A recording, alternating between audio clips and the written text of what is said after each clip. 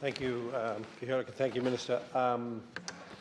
So I'm disappointed that the amendments are not being accepted.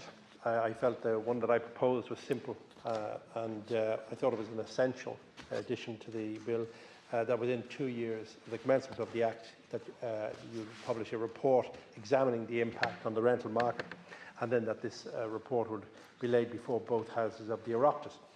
I didn't think it was a radical request, Minister, and I certainly, you know me, that I don't want to be obstructive, but I just thought it was good governance. So when we pass legislation that affects hundreds of thousands of tenants and landlords, and when we intervene in a market already under enormous strain, we have a responsibility to ensure that our actions are having the intended effect, and that's basically what I wanted to do there. But I know we've been here before, and Minister O'Sullivan yesterday said we need a reset, we need a fix. So that's why I think there's a few things that need to be done in order for this to be a fix. We've already been here before, and we've introduced layer upon layer of legislation in the rental section, and it hasn't worked. Some of it has been necessary, some of it is overdue, and it has been well intentioned, but a lot of it was poorly evaluated.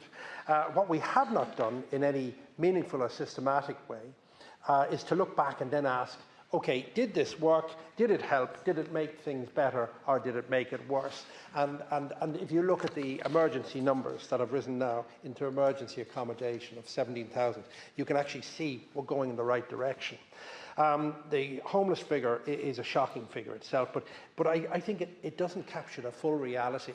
There are thousands more, many of who we call the hidden homeless, people that are couch surfing, people that are staying with family, moving to spare room, who never appear in the monthly statistics. They're not counted, but they're living with the same insecurity as anybody that is a statistic that has been mentioned, and they're living with the same fear and the same exhaustion. And alongside them, we have a rental market that is, all of us will agree that it is dysfunctional, and we, as Senator Andrews has said, the rents are historic highs and supply is at historic lows.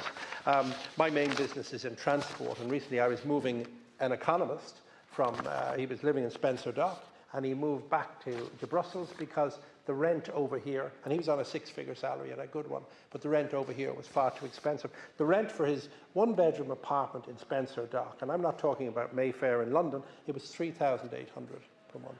So, I mean, it's not achievable. And also, Minister, landlords are also leaving the market faster than new ones are entering. And tenants are competing, you've seen on, on social media, queuing to look at rental houses, and there's long queues, and families are being priced out of the communities. And I accept you're trying to fix all this, and it is a difficult fix.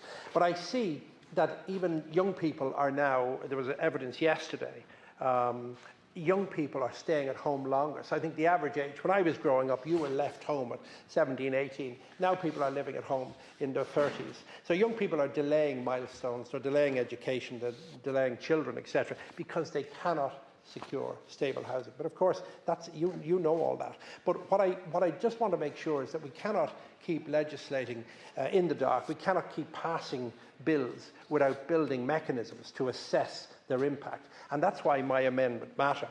Last week I was before the Housing Committee, and the Department were there, and we have changed the threshold, for example, on the short-term letting from 10,000 to 20,000. Towns with 10,000 were exempt, now towns of 20,000 are. When I put it to the Department and I asked them, so how many houses were going to be released at 10,000, I was told 12,000 approximately. And then I asked, so how many houses now will be released into long-term market now that it's 20,000? And I was told in around 12,000. So I'm worried about the assessments. What's the mathematics behind it if it doesn't make a difference? Has it been well thought out? The same goes for this Act. So I think what my amendment did do was ask for a pause in 2 years from now, just to honestly look back and see, has it improved the situation for tenants? Has it stabilised the market? Has it encouraged supply? Because that's what you want, Minister, and I know that. Or has it inadvertently pushed more landlords to exit the market? But Also, has it helped reduce the homeless numbers? So that's the measurable effect that I was looking for. So they're not political questions, they're practical ones. And I know, you know that I'm not only a senator, but I've spent years, the last 20 years, working with people that have experienced homelessness. When I was younger, I started to volunteer in the Cedar House Homeless Hostel just off O'Connell Street. I did a fantastic work there. It was the Salvation Army, now it's Crosscare. But I used to volunteer every Sunday. And I realised there's a lot of people in trouble with addiction, with mental health, that are homeless, so they needed supported housing. And I know I've expressed that in here before. But what I bought a bus and I converted to a restaurant, and I used to go out every night under Cleary's clock, Monday to Thursday, and I met the most amazing people. So now that service, which used to feed about 60, is feeding up to 500 a day, and we have it at the Lighthouse on Pierce Street. And we meet people who basically have slipped through the crack of the system.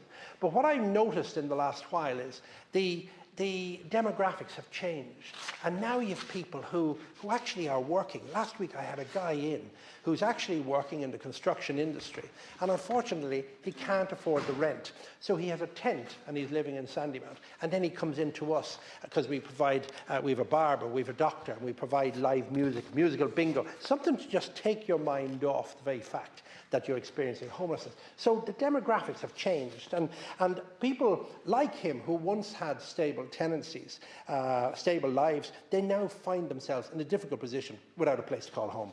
So when you look into the eyes, and I meet them every night of the week, and I'd love, Minister, if you could come down one evening, when you look into the eyes of people that come in, you realise, oh, these guys have lost a lot.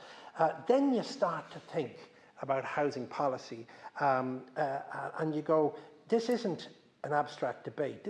There's human costs here, and you see that in the queue outside the Lighthouse. And so every decision we make here, every unintended consequence of legislation needs to be properly reviewed. I will say that's why I brought the amendment. It was in good faith. It wasn't to score political points, and it wasn't to slow down you making progress in this area, but to ensure that we learn from what we do and we're held accountable. So if the Act is successful, the review that I propose would show that. If it needs adjustment, well then it gives us a review and it gives us evidence to actually look back and say, okay, here's where we need to tweak it a bit. But if it has unintended consequences, well then we would know early enough in 2 years. So I urge the Minister, you've looked at the amendment, I think it strengthened the bill, and what I want to do, I want to add to the solution. I want to provide solutions, so I don't want to just come against it for the sake of it, but I do feel that my amendment was fair. Thank you, Minister. Thank you.